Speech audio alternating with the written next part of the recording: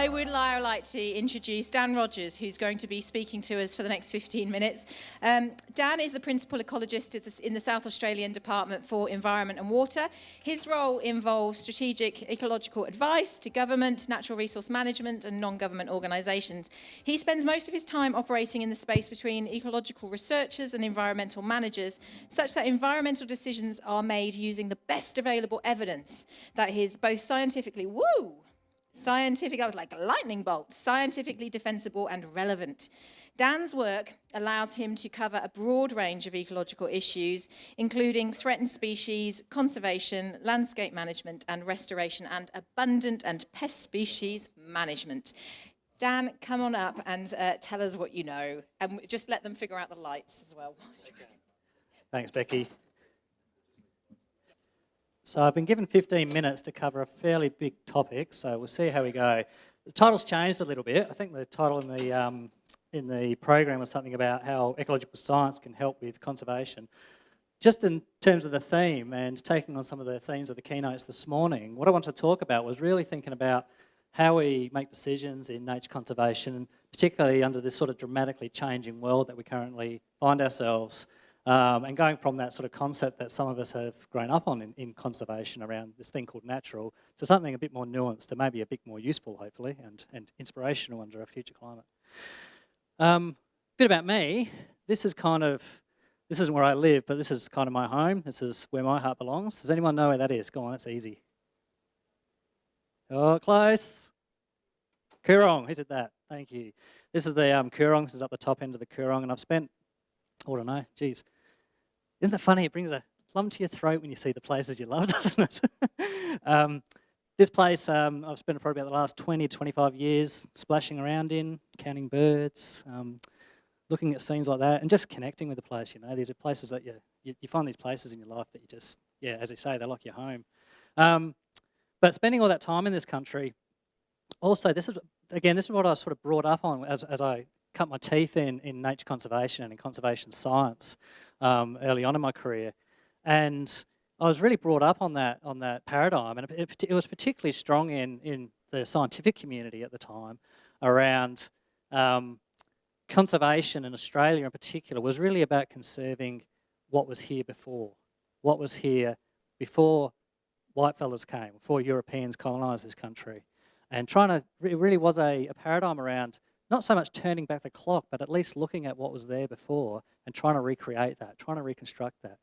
It was a fairly blunt way of thinking about nature conservation in my view, but again, that was what I was brought up on. That was my training, and this is kind of the kind of thing that I was exposed to as a way of thinking about that stuff.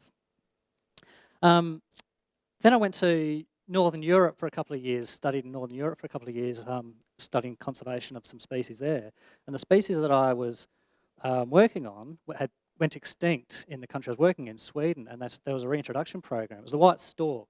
You guys are probably all familiar with the white stork, the bird that brings babies and all that sort of thing. Now, what opened my eyes in that experience was that white stork in Sweden were absolutely dependent on human agricultural activity. They didn't in fact exist in Sweden before humans started clearing the forests of southern Sweden in about the 16th and 17th centuries. So this is kind of an introduced species, if you like. And yet, this species had gone extinct due to further changes in agricultural practice, a shift from small-scale pastoral activities to broadacre cereal cropping and other cropping activities. And so it had gone extinct. And the locals are putting all this energy into conserving this species that A, there was about 250,000 of them 150 kilometres away in a different country, but B, that was only ever there because of agricultural activity in that part of the world. Now, for coming from this kind of paradigm that I was trained on to something like that, where the concept of pre-European in Europe is a bit of a nonsense anyway, but the concept that people would want to conserve things that they cared, that only because they cared about them, and it wasn't because these things were going to go extinct at a global level, it wasn't because they were considered to be something natural, they were part of this human-dominated environment, it's just because they cared about them. And that really opened my eyes to how I thought about nature conservation coming from Australia. I better hurry on. This is another picture of the Coorong. George French Angus, about the mid-19th century, painted a lot of scenes like this, and they're sort of looked at as this is what we mean by natural in Australia. This is what the sort of scene that we thought, this is how the country worked and how the country operated before Europeans emerged on the scene. Now, there's something about this picture that makes my point around how challenging using this kind of scene, this kind of pre-European paradigm as your nature conservation objective can be challenged. Who knows what that species of kangaroo is? It's even got the Latin name down the bottom. Anyone? That's a species called the Tallahatchie wallaby. The Tallahatchie wallaby went extinct in the 1930s globally. So it's just sort of an example of when we look at these scenes and we think that, yeah, we can reconstruct that and that's what we should be aiming for because that's what was there before, we run into these challenges. One of the challenges being some of these species are extinct. We're not bringing them back. And so what are the implications of not being able to reconstruct these things because some of the elements are missing? Other issues we've got, this graph on the top left is sort of a reflection of that paradigm that we had before, that before Europeans came along, we had this completely pristine wilderness free from human interference that was relatively stable, and it was only when Europeans came along that things started to go a bit funny or started to become more dynamic. We know, we've heard all through this conference that that's simply not true. This is a cultural landscape that we live in. This is a human-managed landscape that we live in and has been managed by humans for tens of thousands of years. The one down the bottom, the IKEA diagram, even if we did want to reconstruct these ecosystems as something that they were like before, we have no idea how to do it.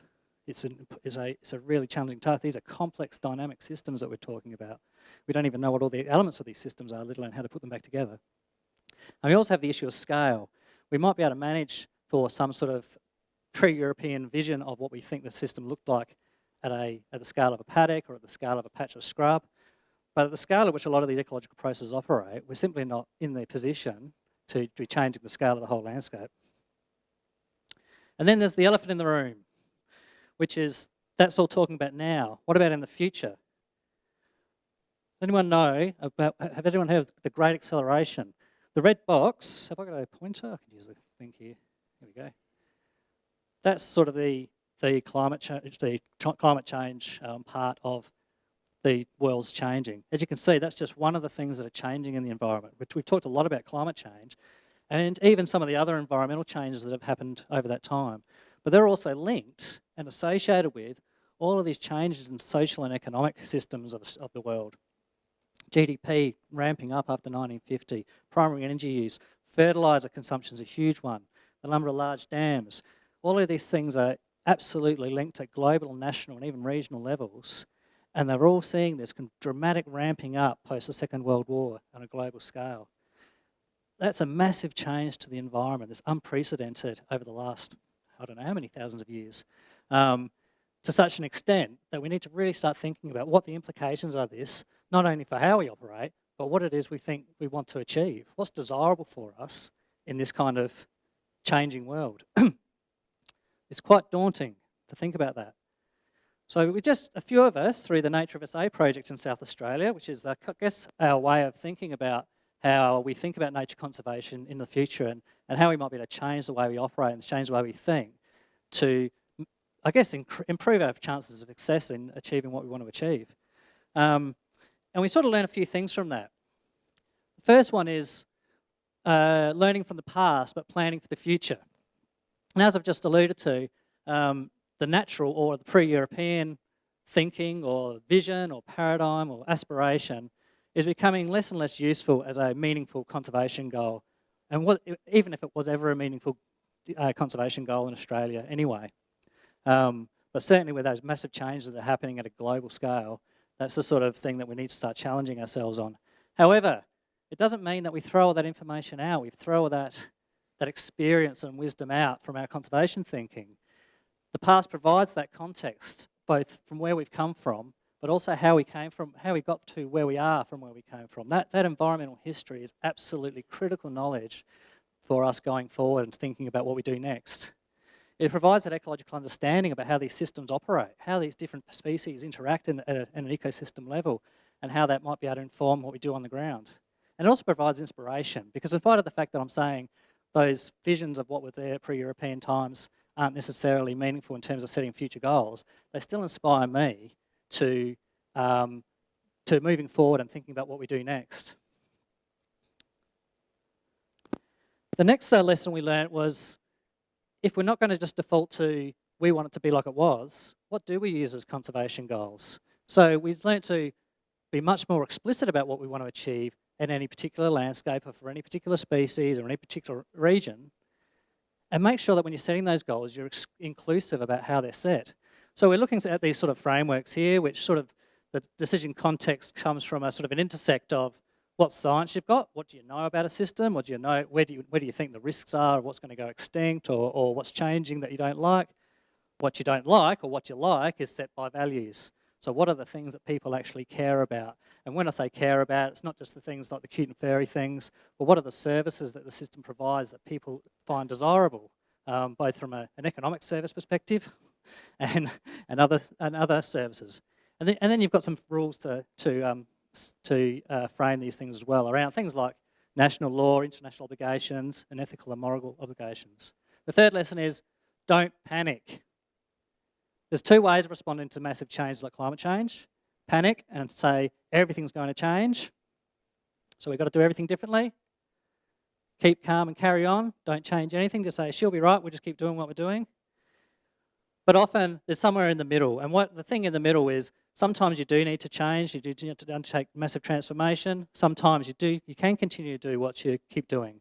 And I guess in a general sense, we know about a whole bunch of really important major threats in this country that we're just not doing enough about. And if we could do more about those things we actually know something about, we'd probably go a fair way to at least giving us time and giving the systems resilience to be able to cope with future change, whatever that looks like. So just a couple of quick examples. In fact, I might just skip to the second example here.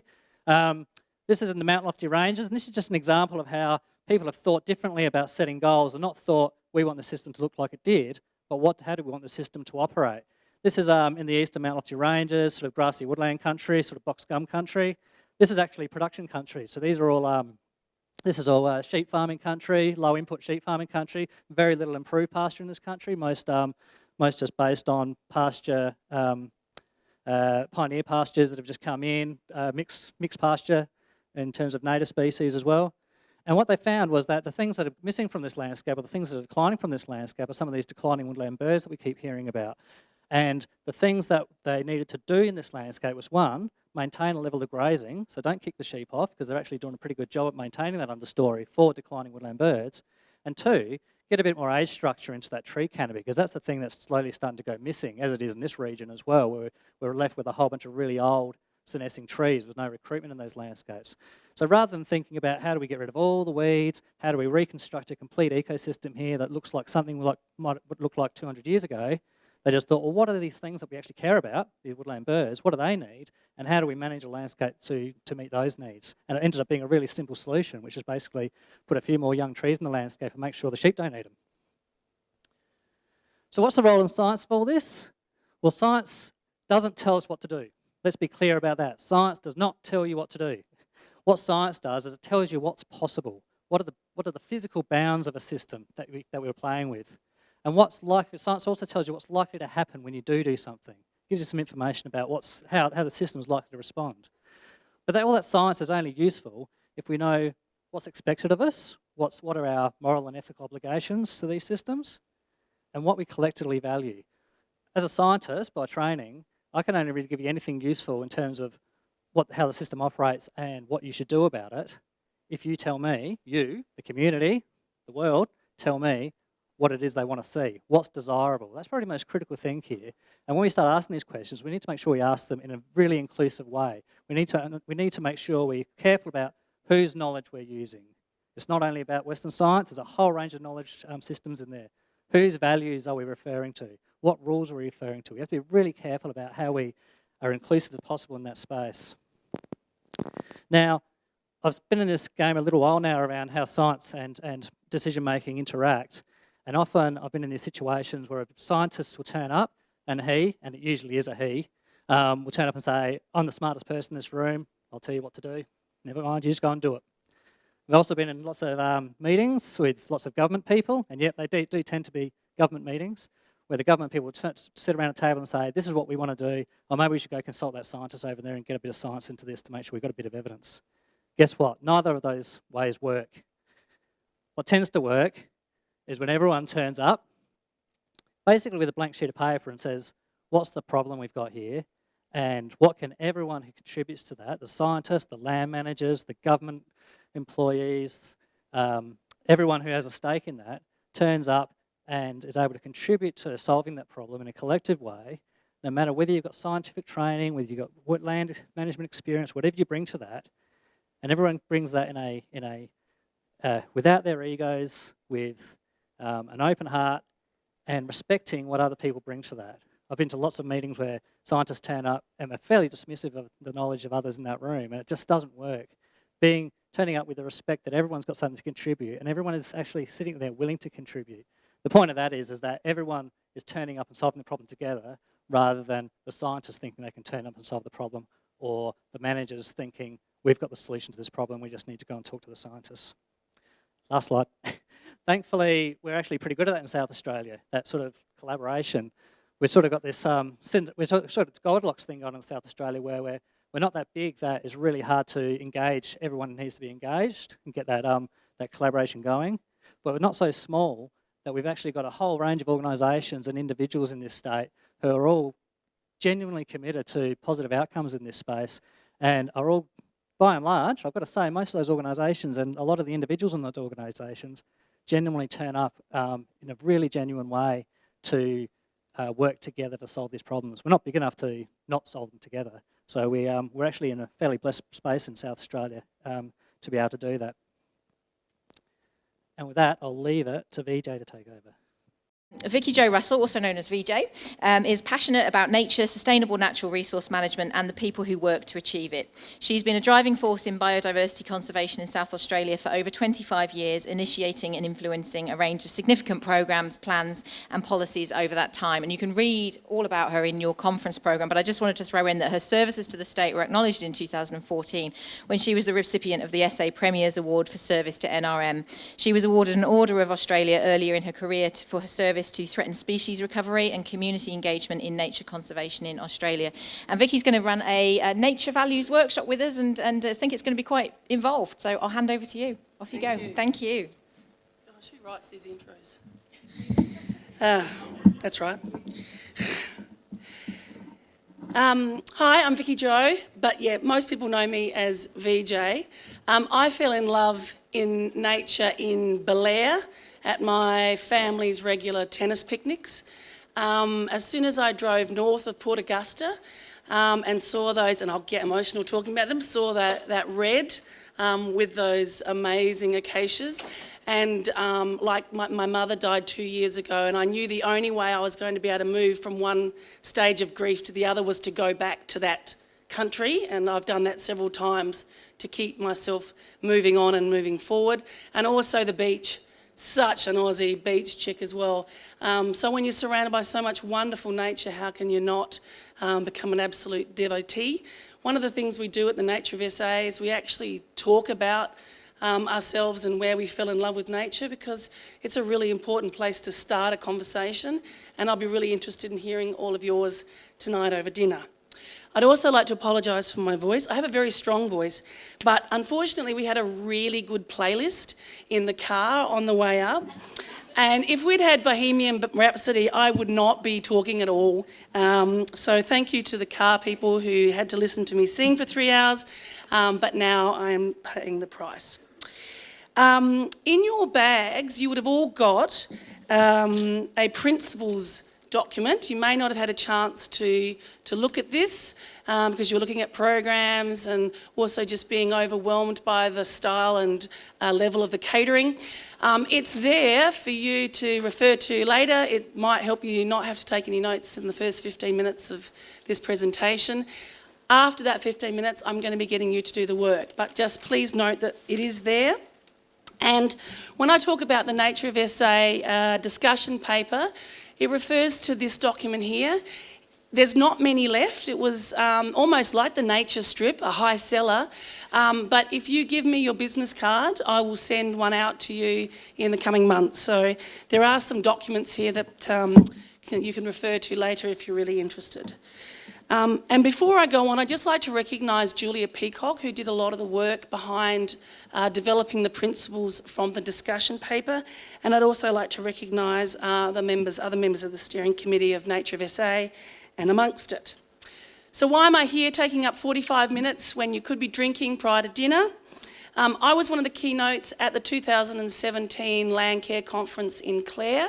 I promised at that time that I would come back and keep people informed about the nature of SA and the work that we're doing. So this is partly coming back and committing to that promise.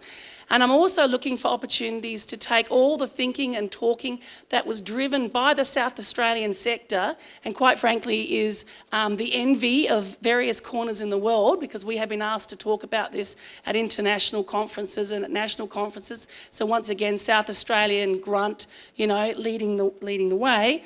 I think it's really important that we now move into practice. And I know that people are moving into practice. So we want to capture some of that so that we can actually start to shine a light on that and help it grow. So the nature of SA, as Dan said, is basically a partnership between a whole group of different non-government and government people coming together to say, jeepers, we are up against it. We have been doing what we have been doing for a long time. We still seem to be going backwards on all the key indicators. What are we going to do next? And some of that next might need to be different. And some of that next might need to be stuff we haven't even thought of yet. And do any of us feel we have the permission to actually test some of the things we think about maybe when we're driving home from work, thinking, gee, this just isn't working. Maybe we should do something different. That'd never fly. We need to actually have the space to do that. So part of what we were trying to do was create the internal permission, but also the external permission to think differently about some of these problems, but also to back you all the way where the current traditional methods are going to get us into the future. So it's really about the changing climate, the changing socio-economic status that we are dealing with, the overwhelming nature of that, and trying to say, how do we go forward collectively with the smartest hat and with the fullest heart? Really, I think what really encourages us to continue this is that all the emerging global literature in a whole range of different fronts, so the stuff that Dan talked about, different ways of looking at landscape conservation, when we talk about how do you engage a whole bunch of different people, what should we be talking about with people, what about the role of intrinsic values, which Common Cause, anyone who was here for Jenny Dean's talk earlier, Common Cause is an amazing evidence base that talks about how you engage people around all sorts of difficult subjects, but particularly using your intrinsic values and the evidence, huge evidence base behind that. How do we bring all that in?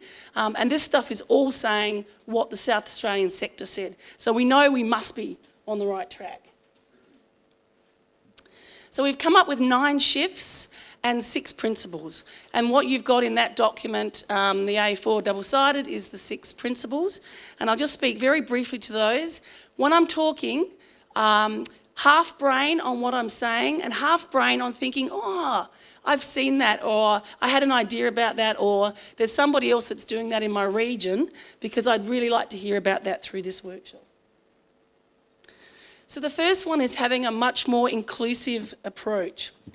The first thing is to recognise what several speakers have today, which is that we are looking at cultural shaped landscapes, and that there is an incredible inherent intrinsic relationship there between Aboriginal people and country. And we will never get the best outcomes unless we truly recognise and integrate that into our decision making, into the way that we see those landscapes, into the way that we are working with those people. So that's a very important thing for us to think about, how we change what we're doing to make sure that that recognition is built into what we do.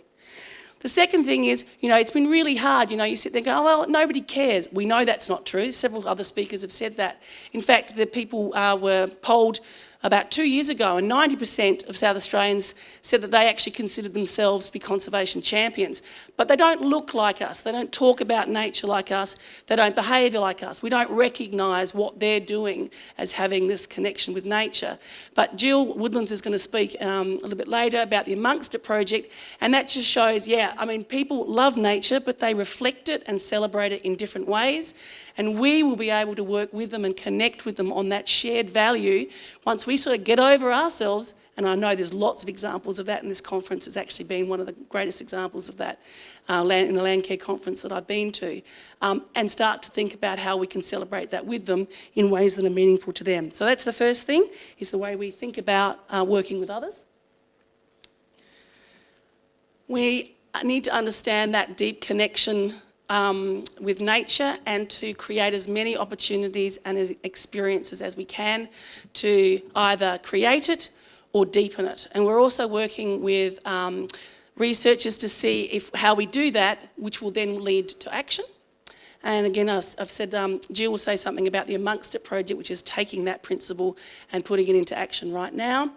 And also to build on the nature of love. And that was, again, explained in an earlier session about love, not loss. There is only so much pain, there is only so much loss and fear that you can work from. But when you are motivated and filled with love, you've got a whole lot of possibility. So we know, again, from the science, that people will be much more effective at taking action and at listening to different points of view if you start from a shared base and if you start from this perspective of love. It's not just, I know it sounds really hippie, but it's true. I'm not that much of a hippie, actually. And Dan, look, he's just not a hippie at all. He just needs bigger glasses. The science is there. Don't throw everything out that is working, because some of it is working. No one in the world is going to say that reserves aren't absolutely fundamental. They are. We might want to put them in different places. We might want to manage them differently. But the idea of having an estate, it will stand up in 50, 100, 150 years just as it has in the past. So we need to be looking critically. Am I doing this just because this is what we always do? Or I'm doing this because I know that this is stuff that's going to hold us in good stead for the future. And every time we do something, whether we do something that's a traditional activity or whether we're trying something new, it's an opportunity to learn. And we're really struggling in our learning. We're doing it as individuals. Sometimes we're doing it in teams. And this was one of the things when our team went around the regions. We spoke to 300 people in the regions. People were really struggling with this. They were really thinking about things and saying, I wouldn't do that the same way if I had an option. But the funding wouldn't let me do it. The policy wouldn't let me do it. I've already committed to 5 years of KPIs, etc., etc. So we really need to say, well, why are we learning as individuals and as small groups of people, but not making change from that learning? And how come we are so poor at sharing it with others? We've got to come up with mechanisms that are easy and fun to share with others. Please, Merit, no. It's great for reporting, but that's a completely different thing from learning. How do we learn from each other? And we can't run a Landcare conference every second week. And Jerry will be pleased to hear me say that. What was that? Yeah. We need to value values. They are a really, really strong and legitimate part of decision making. And I remember, again, I was trained into not talking about animals in an anthropocentric way. I was trained not to say, I just love this place because it's beautiful. It's the only way most things have ever been won in the conservation sector, is because people have really valued them. And it's exactly the same in productivity. They're passionate about their properties. That's why they manage them well. So why on earth would we try to dismiss passion? And as Dan said earlier, be deliberate and explicit. If we are making assumptions, then let's say what they are, because that again gives us an opportunity to learn and test why we're doing things. So there's just all these things it's not rocket science, but we're not doing them routinely, and we're not sharing. And we need to support each other. I did raise that this morning, so the voice isn't because I haven't been looking after myself, but in fact, I'd say singing's very therapeutic. But we're shocking at this. We are shocking at looking after ourselves, not so bad at looking after each other. So I started in 91. I don't know, I've seen people leave the sector because they've developed drinking problems. I actually saw one person who drank himself to death in the first 5 years of working. I know this is very honest and I didn't intend to say it. But, you know, it's, we need everyone. And there's a lot of martyrs and there's a lot of pain. There's a lot of pain in what we see, and grief and frustration and being, you know, dismissed and not prioritised, when we know it's like it's the future of the country we're talking about. It's the future of life on earth. So, you know, why are you not listening? So how do you maintain that? How do you maintain the rage and the professionalism and everything, but still maintain yourself and your relationships at home? And you've got to be a full human. You've got to bring your full brain to this. We need really high functioning people here to solve really wicked problems. So I really stress us to do this, and I'd really hope that all of NGOs and everyone working in the sector definitely celebrates Are You OK Day and looks after each other. And we need to think about ourselves as a workforce. So what is the workforce that's going to solve some of these problems in 20 years' time, and what skills needs to be there and what partners need to be there? And what do those people need to have? And we need to be working more with universities to decide. There was a great talk earlier by Ben who was saying, here's some things that we could introduce into the curriculum that would get people thinking about things really differently. So what more can we do to make sure that the people who are going to be running this are going to have the skills they need? Because if we were talking about hospitals, we would have had this conversation. If we were talking about schools, we would have had this conversation. But for some reason in this sector, we don't think like that. Like we're just going to magically appear. So today's conversation is not at all having any answers, because actually answers will only happen in your context with your partners. But it is a starting point, and we really want to look at how do we continue to embed these principles into practice. They're not our principles, they're your principles. How do we help you to get them happening? And we want to shine a light on all the good work that is already happening. We want to learn how to grow, and we want to learn how to share that so that other people can learn from your experience. So that is the point of the next little bit of the workshop. But before I move on to that, do you want to come back up, Dan, in case there's any questions of either of us about what we've said? That is 3 years' work in 15 minutes. So if you're feeling like it's quite a lot, it is. And I apologise if it's the first time you've heard about the nature of SA. You're a long way away from me, Dan. Yeah. All the questions are you. Yeah. Any questions about that? Because don't forget, this is precious time, because I'm going to ask you to do work in a moment. So if you want to stall that at all, this is your chance to ask a question. No, it makes perfect sense. Hey, please. So you mentioned that you went around the region and talked to 300 people. Yep. Who were they, and what was the makeup of it? They were regional DEW, which weren't DEW at the time, of course. Don't ask me to go in the bank of the acronym. NRM, NGOs, and people that were leaders in productivity. We didn't end up doing a partnership with PPSA, which we really wanted to. We wanted to actually do with another regional tour with them, but we ran out of lots of things. But we did engage them as well. So that's who we engaged with. Sometimes we had Aboriginal community people participate in that process. Sometimes we didn't. Yeah.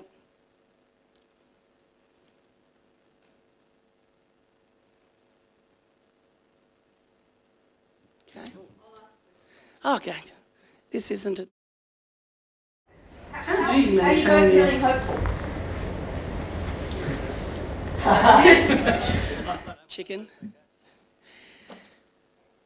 Am I feeling hopeful? I'm definitely feeling hopeful about engaging people in a different place than I think the sector has for a long time, and amongst it has allowed me to have that inspiration. So yes, in terms of getting more people caring and then being vociferous or articulating about that caring, yes, I feel hopeful about that. Do I feel hopeful about all the biological assets? No, I don't. We will lose some, and that's going to break a lot of people's hearts, including my own. Will we keep some? Absolutely. Will we still have productive landscapes, which I hope will be really integrated with biodiversity? I hope that biodiversity will give outcomes for productivity and vice versa. Yes, but I don't think we know what that looks like yet. But I'm hopeful that we can work with that sector, within the sector and beyond with industry to get there. But we need to move, like everybody says. It's like some of the things I'm talking tomorrow about the impact of climate on just revegetation, just one of our many management tools. And a lot of the things we would need to do to respond to that, we need 10 to 15 years preparation time. And we've already wasted that. So yeah, we need to get on with it. But yeah, bits are hopeful, bits I've already started grieving for. Yes, I do. Can you hear me? There we go, thank you. Yes, absolutely, I feel hopeful. I gave a talk recently to a group of high school kids actually, and that was actually a bit devastating because these 16-year-old boys were saying all is lost, which I was a bit shocked and devastated by. But they asked me the same question, do I feel hopeful? And the answer is yes, and I agree with VJ that accepting change in the places that we love and the things that we love is going to be hard. Has been hard. But the reason I feel hopeful is because of the people I work with, to be honest. Like, I just run into people all the time, I meet people all the time on my job who are passionate and wicked smart. Like, these are really, really, really clever people and really generous with their intellect and their time and their energy. And I'm always meeting new people who fulfill all those characters. And so there's this community out there, and we haven't even started tapping into it really as individuals, that are right behind us or right with us on this. And that really fills me with hope. We had an 89-year-old agree to be stripped and put in the calendar because she loved nature so much she wanted to show it off. So that's got to give you hope. Thank you. Any more questions? Yes. I'm not earning commission, just in case you're concerned. So some people came in and didn't get a couple of Post-it notes. Can you pop up your hand and one of my glamorous assistants will come out and give you some Post-it notes? So I saw, yes, no, some people did sneak in without Post-it notes. But they're not admitting to it. Okay. Thanks, no worries. See you soon. Okay, so my first question is to you. If you don't have a Post-it note, I don't know what you're going to be writing it to me on, handkerchief, whatever. These principles. It's not the first time I've talked about some of these ideas at a Landcare conference. I know I've got a lot of repeats. Thank you, Trish. And Dan has mentioned some of those. We were talking about some of those in the earlier session, so I hope that that's a bit of a warm-up for you. Where have you seen some of these principles put into action in your experience? And or do you actually have some ideas and they've been bubbling away and you'd like the opportunity for those to surface? So I'm going to give you a couple of minutes to write that on your Post-it note. If you want us to contact you about that project, just write your email or mobile phone number on it and we'll come back to you. Okay, so we need some waiting music. Go for it. You've got a couple of minutes on your Post-it notes. Don't use them all because there's 2 question times. If you can pop any of your Post-it notes in those baskets, that would be awesome. We were originally going to be in small group tables, so this wasn't designed for a theaterette, but collection plates and everybody's cooperation and help will be great. Thank you very much. Meanwhile, Jill, before you run off, Jill, would you just like to give an example of the Amongst It project? I'll do that. The Amongst It project as a principle in action. For those that were in the engagement session, I've already talked about Amongst It, so apologies if I'm saying similar stuff. But Vicki-Jo mentioned that there were 9 shifts to our practice and 6 principles. One of those principles was about connection, that it all starts with our love of nature. And there's an experimental project called Amongst It that I've been working on at the Nature Conservation Society. It was first started in 2017 and hosted at Conservation Council, where they ran the first grant round. And the approach is a collaborative prototyping and developmental evaluation to spark a series of unusual and innovative experiments in nature connection. We're really, really wanting to unlock people's latent sense of their love for nature. we've run 2 grant rounds. Important thing with those 2 grant rounds is we wanted to unlock grant funding for creative individuals and groups. So we've cast the net wide to bring in inventive, creative ideas from a whole bunch of people who normally do not apply for environmental grants. So we got, in the first grant round in 2017, we got very diverse proposals. That was early. I think we only had about 2-month lead in, so we got about 28 proposals in, but they were from sports and rec, health, the arts, landscape architecture institute, food and agriculture, education, tourism, Indigenous heritage, startups, etc. And out of that we had a series, I think we had about 8 projects that we ran, all unique. And earlier I showed a picture of an amazing trip down to the Coorong with Uncle Moogie, where he took a series, about 10 or 12 people, largely chosen because they're influential in their fields, because we wanted them to really have an experience where they were in Uncle Moogie's area, they were listening but also sharing. He was equally interested in people's story and their own connection to their own land, and that was really special. One of the, we were hoping to have a city camp. That was one that we actually did fund, but then in the end we couldn't get the permissions we needed, which in and of itself is a lesson. But we actually wanted to run a camp in the city parklands for people that don't normally camp. And then we were going to run some citizen science activities, including stargazing, etc. So, and we were going to partner with Scouts SA. So that one's still on the back burner.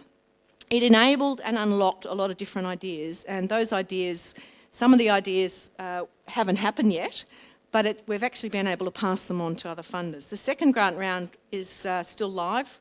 We had 55 applications and 7 projects have been funded. So that's the demand increased by 93% within 18 months. So that's 83 projects so far that have come through, 83 different projects that have come through.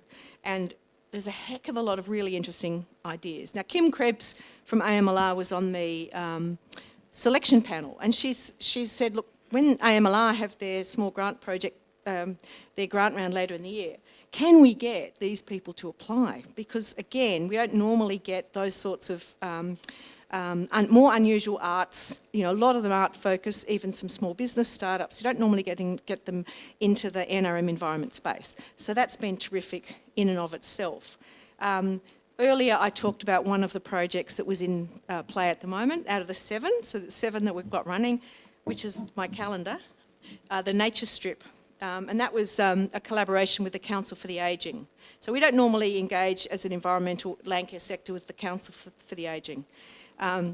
We heard about nature play this morning, but really unlocking the potential of older people, and they're trying to get them back to reflecting on their favourite nature places has been really interesting. There's 4 decades worth of people photographed in their favourite nature places in South Australia, and it's just an example of a terrific collaboration, and it was only made possible by doing something different through amongst it, and something that could not have been achieved normally.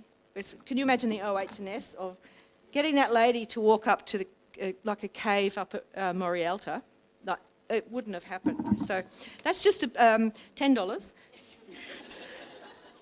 I'll pass back to VJ, but there's a terrific Amongst It website, and we've got a report from the 2017 projects up there, written by Hinterland, and that's terrific. We've got information on the 2019 projects. We've got a nature practitioners page.